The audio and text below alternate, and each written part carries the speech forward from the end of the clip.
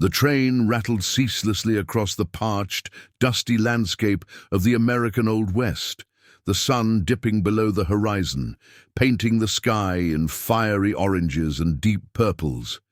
Inside the cargo car, the air hung thick with the scent of old wood and dampness, a stark contrast to the vast open plains outside.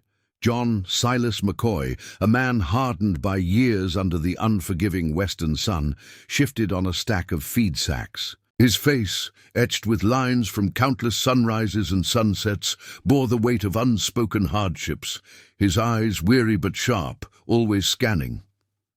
He was on his way to Dry Gulch, a routine trip to sell off a small herd and restock on supplies. Solitude was a familiar companion, almost a comfort in his life. A faint rustle, barely audible above the train's rhythmic clatter, broke through Silas's quiet contemplation. He initially dismissed it as a shift in the cargo, but then it came. Again, a desperate, almost animal-like sound. He rose, his movements deliberate, his hand instinctively resting on the worn grip of his revolver. The dark corners of the car seemed to deepen with each sway of the train. He moved towards the sound, his boots crunching on loose hay. Tucked amongst a pile of burlap sacks and a tattered canvas tarp, he found her. A girl, no older than 7 or 8, huddled in a ball, her small frame almost swallowed by the shadows. Her clothes were mere rags, her face smudged with dirt, and her eyes, large and terrified, stared up at him like a trapped rabbit. Hunger gnawed at her, a silent testament. "Oh, to her plight, easy now," Silas rumbled, his voice rough from disuse. He knelt slowly, his hand moving to his satchel. "Got some water if you're thirsty." He pulled out his canteen and a piece of dry jerky he'd been saving. Emily, for that was the name he would later learn, flinched. Then her gaze fixed on the food. Hunger won out over fear, and she reached out with a trembling hand, snatching the jerky and devouring it in ragged bites. As the miles blurred past, Silas managed to coax a few more details from her. She was alone, an orphan, left behind after her parents succumbed to a fever in a distant settlement. No family, no one to claim her. The words hit Silas harder than he expected. He remembered the empty ache of his own losses, a void he'd never truly filled. Looking at the girl, so vulnerable and utterly alone, something in him shifted. A decision, swift and unexpected, solidified in his mind. He would take her. He'd protect her.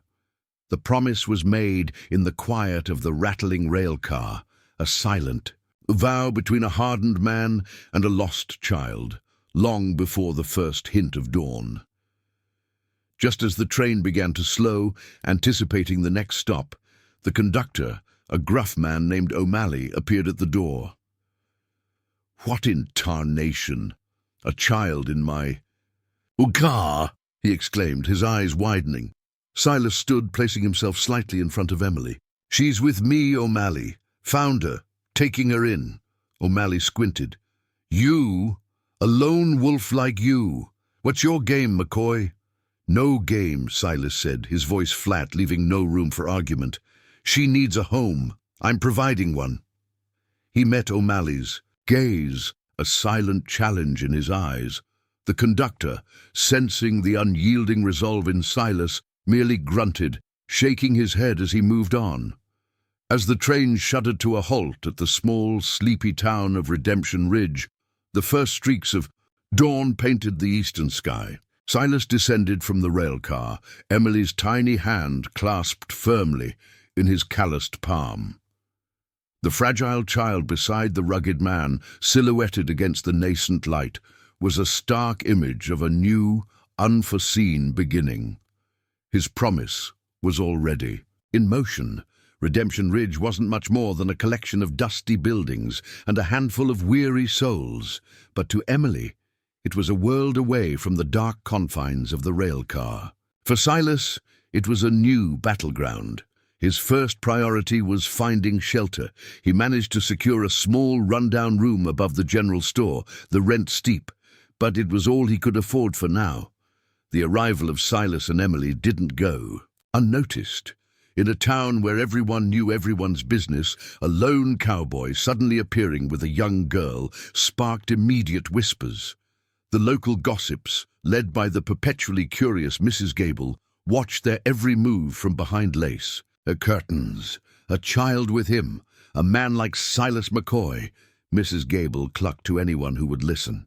No good can come of it, I tell you. He's not fit to raise a proper lady. Silas felt the stares, the veiled questions, the outright suspicion. He tried to ignore it, focusing on Emily. He had to buy her food that wouldn't upset her fragile stomach, clothes that fit, and a blanket that wasn't threadbare. Every penny he'd saved vanished quickly. He took on odd jobs, mending fences for Old Man Miller, breaking horses for the livery stable, anything to put food on their makeshift table. But even these opportunities were scarce. One afternoon, Sheriff Brody, a barrel-chested man with a stern gaze, approached Silas outside the general store. "McCoy," he drawled, his hand resting on his pistol, "heard you got yourself a ward. This little one, she got family?" Silas met his gaze, unflinching. "She's an orphan, Sheriff, got no one. I'm taking care of her." Brody narrowed his eyes. "You're a drifter, McCoy. Not exactly the picture of fatherhood. People talk. People can talk all they want," Silas replied, his voice low and steady. "She's safe with me. That's all that matters." The exchange was tense, a silent assertion of Silas's resolve against the town's skepticism. Emily, still haunted by her past, was a silent shadow. She clung to Silas's leg when strangers were near, her eyes darting nervously. She had nightmares that woke her in a cold sweat, and Silas would sit beside her, murmuring reassurances until she drifted back to sleep. He tried to teach her the alphabet with a stick in the dirt, but her focus wavered. The weight of her trauma was palpable. One scorching afternoon, as Silas returned from working the fields, he found Emily attempting to draw a picture with a charred stick on the wooden floorboards. She looked up, her expression tentative. She held out the stick, offering it to him. Silas, surprised by the gesture, took it. He sat down beside her, and slowly, carefully, he drew a small, crude horse. Emily's eyes, usually so guarded, widened slightly, and a faint, almost imperceptible smile touched her lips. It was a small moment, easily missed, but for Silas, it was everything. In that tiny, fragile smile, he saw a glimmer of hope, a spark of connection. Parenthood, he realized, wasn't just a burden he had taken on.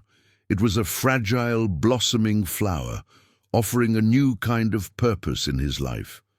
He knew the road ahead was long, but for the first time in years, he felt a flicker of warmth in the desolate landscape of his heart. Life in Redemption Ridge continued to be a struggle. Silas's meager earnings barely covered their basic needs, and the room above, the general store, felt increasingly cramped and unsuitable for a growing child. He knew they needed more than a rented room. They needed a home, a proper place to plant roots. His gaze often drifted to the outskirts of town, where a few abandoned homesteads lay decaying, silent witnesses to forgotten dreams. The town's initial skepticism hadn't vanished entirely, but a few unexpected allies began to emerge. Old Widow Jenkins, a sharp-tongued but kind-hearted woman who ran the dress shop, started inviting Emily over. "Child needs some proper schooling," she'd declare, offering to teach Emily to mend clothes and read from an old worn Bible. Silas, wary but grateful, allowed it. Widow Jenkins, in her own gruff way, became a grandmotherly figure, her presence a quiet endorsement of Silas's efforts.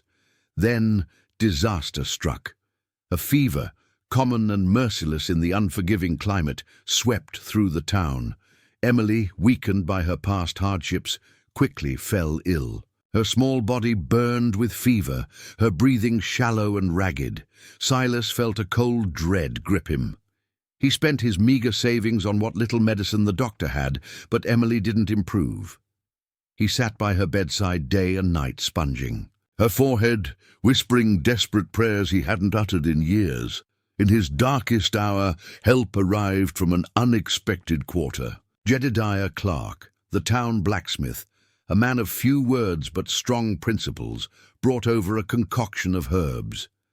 "My wife swears by this," he grunted, his gruff demeanor masking a deeper concern. "Might help." And indeed, it did. Slowly, agonizingly, Emily's fever broke. The shared ordeal forged a silent understanding between Silas and the blacksmith, a bond of mutual respect. Through these trials, Silas's understanding of fatherhood deepened. He learned patience, how to listen to Emily's unspoken fears, how to soothe her nightmares. He'd never been a man given to open affection, but with Emily he found himself offering small, gentle touches, a comforting hand on her back, a soft word of encouragement. He started seeing the world through her curious eyes, noticing the simple beauty in a wildflower or the endless expanse of the night sky, things he'd long since ceased to notice. Just as a fragile sense of normalcy began to settle, a new threat emerged. A band of drifters, notorious for preying on isolated settlements, began to loiter on the edges of Redemption Ridge, their presence a dark cloud over the town. Rumors of livestock theft and petty crime spread like wildfire. Silas, now, with a child to protect, felt a primal surge of protectiveness. He knew he couldn't let them jeopardize Emily's fragile new life. The town, usually quick to retreat from trouble, found a surprising leader in Silas. With Jedediah Clark and a few other brave men, they organized a vigil, watching the approaches to the town. One moonless night, the drifters made their move. A tense standoff ensued, culminating in a brief but decisive confrontation. Silas, using his knowledge of the terrain and his honed instincts, helped repel the attackers. It was a risky act, but he faced it without hesitation, not for glory, but for Emily. The event, though terrifying, solidified Silas's place in Redemption Ridge. The townspeople, who had once eyed him with suspicion, now looked upon him with gratitude and a newfound respect. He had proven himself not just as a capable cowboy, but as a man willing to fight for his home, for his community, and most importantly for his daughter. The bond with Emily, forged in shared fear and mutual reliance, was now unbreakable. With the threat of the drifters gone and the town's trust earned, Silas felt a profound sense of peace begin to settle over Redemption Ridge. His gaze no longer lingered on the abandoned homesteads with longing, but with purpose. He found a small, neglected plot of land on the outskirts of town, with a dilapidated cabin and a dry well. It wasn't much, but it was theirs. Silas and Emily poured their hearts into making it a home. He taught her how to clear brush, how to mend fences, how to coax a stubborn seed into life in the arid soil. Emily, no longer the terrified waif of the railcar, embraced the work with an eagerness that surprised and delighted him. She learned to cook simple meals over an open fire, her small hands surprisingly deft. The cabin, once forlorn, began to fill with the sounds of laughter and the aroma of freshly baked bread. The community, once so wary, now fully embraced them. Widow Jenkins would bring over fresh eggs, and Jedediah Clark would occasionally drop by to help Silas with a stubborn plank or a faulty hinge. Emily started attending the small makeshift school organized by the preacher's wife, her bright mind eager to learn. She made friends, giggling and playing with the other children, a picture of happy normalcy that Silas had once thought impossible. Their bond had deepened into something unshakable. Emily would sit beside Silas as he cleaned his rifle, asking him about the names of the constellations. She'd confide in him her small triumphs and frustrations at school. He, in turn, found himself sharing stories of his youth, things he hadn't spoken of in decades. She was his shadow, his constant companion, his reason for being. Pa, she'd call him, her voice a sweet melody that resonated deep within his soul. One evening, as the sun dipped below the horizon, painting the western sky in hues of deep gold and fiery crimson, Silas and Emily sat on the porch of their cabin. The air was cool, carrying the scent of sagebrush and distant wood smoke. A gentle breeze rustled through the newly planted saplings that Silas hoped would one day provide shade. "It's beautiful, Pa," Emily said, her head resting on his shoulder, her voice soft with contentment. She pointed to a star just beginning to twinkle in the darkening sky. "Is that the first star?" Silas wrapped an arm around her, pulling her closer. He looked at the vast, endless sky, then at the small, sturdy cabin that was now their home, and finally at the bright, hopeful face of the girl beside him. He remembered the dark rail car, the terrified eyes, the desperate hunger. He remembered the long, arduous journey, the distrust, the struggles. But now, all that faded into the backdrop of this new, vibrant reality. "It is, Emily," Silas murmured, his voice thick with emotion. "And it's ours." He had found more than just a child in a railcar. He had found a reason to live, a purpose, a family. In the unforgiving landscape of the Old West, Silas McCoy, the lone wolf, had finally planted roots, and in doing so had found his truest redemption. Their story, forged in hardship and nurtured by love, was just beginning.